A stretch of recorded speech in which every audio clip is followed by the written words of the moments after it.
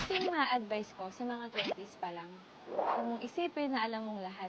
Huwag kang matakot na matuto ka at huwag kang mahiyang magkamali. Huwag kang ma-pressure na mag-asawa at mag-anak. Mag-ipon ka. Please lang mag-ipon ka. Invest in your skills. Do not stop learning. And do not stop to be a better person. Build your career as early as 2 years old. Char. Pero kasi, ito yung prime years to establish yourself in the professional world.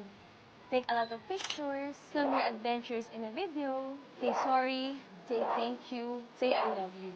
Show respect, but do not tolerate disrespect. Magmahal ka ng totoo. Hayaan mong mahalin ka ng totoo.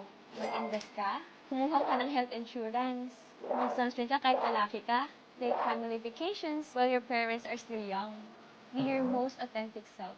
And believe that it's never too late to check the list kahit na 30s, 40s, 50s ka pa. Okay?